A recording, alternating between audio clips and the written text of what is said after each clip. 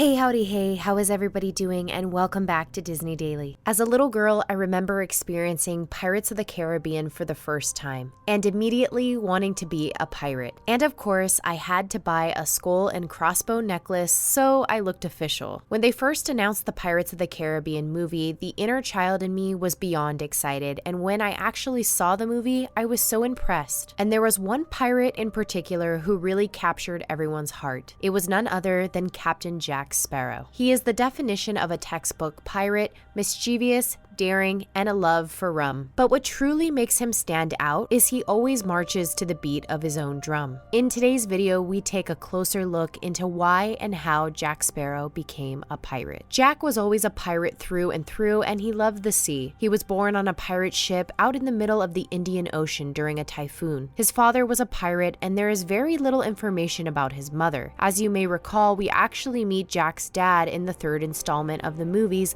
known as Captain Edward Teague. Jack's childhood was unsteady and abusive. He lived on Shipwreck Cove under the same roof as many of his family members, and his grandma would torture him daily. As a young lad, he was always seeking adventure and started off as a stowaway. When living at home became too hectic, he ran away and decided to set sail on a ship called the Barnacle with a crew of misfits. They had many adventures out at sea, from cursed pirates to sea beasts and scary mer people, but perhaps their most daring was their search for the sword of Cortez. It was not too long after this journey that Jack reunited with his father, who was the pirate lord of Madagascar at the time. This reunion led to not only unwanted scrutiny from his father, but a huge target on his back by international governments. This pushed Jack to reconsider his life choices and consider a more law-abiding path and career. And he would get his wish not too long after that.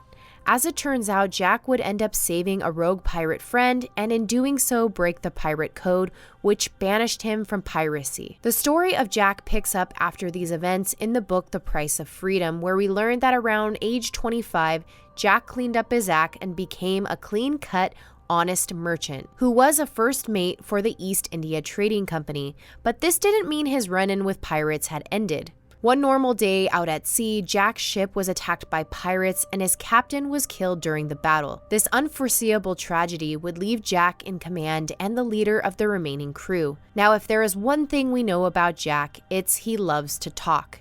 And as it turns out, his smooth talking would lead to a successful negotiation with the pirate captain, who, as it turns out, was a woman from Jack's past. He got her to agree to let them all go free, safe and sound. This beautifully orchestrated deal with pirates, in conjunction with Jack's 5-year employment with the East India Trading Company, caught the interest of the notable Cutler Beckett. Beckett trusted Sparrow with the task of finding the mystical land of Zerzura and retrieving the treasure that resides there. In addition, Sparrow was to also bring a ship of slaves to a friend of Beckett's. In exchange for all of this, Beckett would let Sparrow be in command of the ship known as the Wicked Wench. But there was one more twist. Beckett had a house slave named Aisha that was from the mystical land, so he ordered Jack to take her along and get her to talk about the island and treasure whereabouts. Upon their voyage, and before Aisha agreed to divulge the information regarding Zerzura, she bargains with Jack to sail to the New World and help free her brother, who had been sold into slavery in the Bahamas. Their intense and long voyage causes the two to bond, and Jack begins to really respect Aisha, and this would ultimately lead to his undoing in the East India Trading Company. Upon arriving in the Bahamas,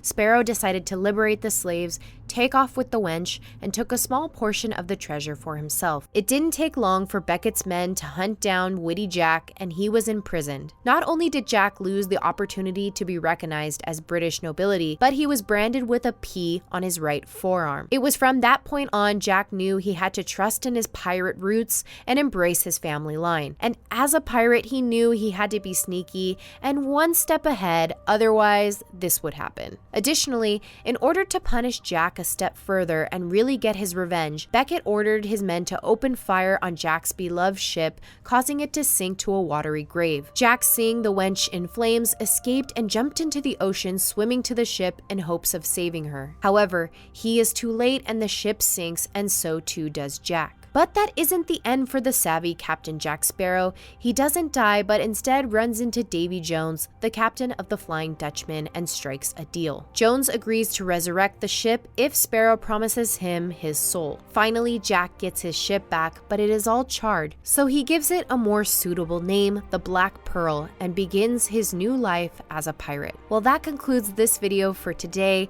My question for you all is, who is your favorite character from the Pirates of the Caribbean? As always, thanks for being my guest here at Disney Daily. Until next time.